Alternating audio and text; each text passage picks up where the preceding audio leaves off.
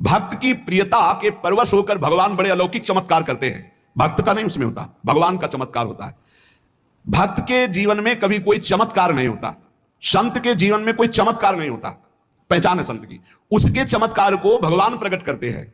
भगवान स्वप्न में जाकर के विविध प्रकार की अलौकिकता दिखाकर दर्शन मात्र से बड़ा आनंद, बड़ा आह्लाद, हमारा ये हो गया, वो ये सब भगवान करते हैं। उसके जीवन में कोई, श्री तुलसीदास जी से यही तो अकबर ने कहा बुलाकर, चमत्कार दिखाओ। कुछ नहीं हमारे को, बोले नहीं सुना है तुम सिद्ध महात्मा हो, चमत्कार देखो। बोले हम नहीं जानते कोई चमत्कार, हम तो राम राम जपते हैं, बस भगवान के भरोसे पड़े, हमें कोई चमत्कार पता। जेल में डाल दो, हमारा कहा नहीं मानते। जेल में डाल दिया हनुमान जी महाराज का सुमिरन के लाखों बंदर एक से भयंकर जो कहीं नहीं देखे गए थे, ईंट पर ईंट बजाने लगे। अकबर के पास सूचना, पूरा महल उजाड़ देंगे सब। बोले ये क्या? बोले उसी साधु का चमत्कार है जिसको जेल में तत्काल मुक्त करो, नहीं तो विध्वंस मच जाएगा।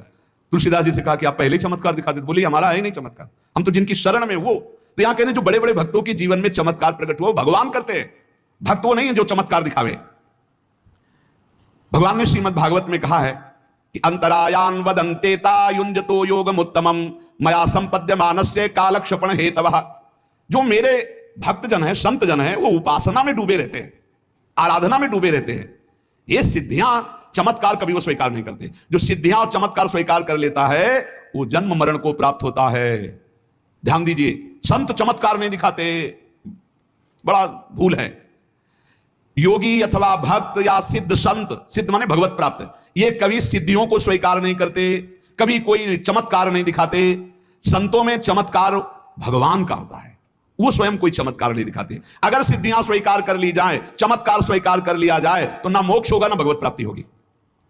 इतना बड़ा घाटा कैसे कोई संत सह सकता है? छोटी मोटी सिद्धियों को स्वीकार करके चमत्कार दिखा दिया, भगवत प्राप्ति नहीं होगी, स्पष्ट लिखा हुआ है, उसको भगवत प्राप्ति नहीं होगी। जो चमत्कार दिखा दिया, सिद्धियां स्वीकार कर ली, वो जन्म मरण के चक्र से छूट नहीं सकता, भगवत प्राप्ति नहीं हो सकती, विषयों के चक्कर में फंस जाएगा। जो संत होकर संत वेश में सिद्धियों प्राप्त की माना और सिद्धियों का प्रदर्शन किया, वो कभी भगवत प्राप्त महात्मा नहीं हो सकता।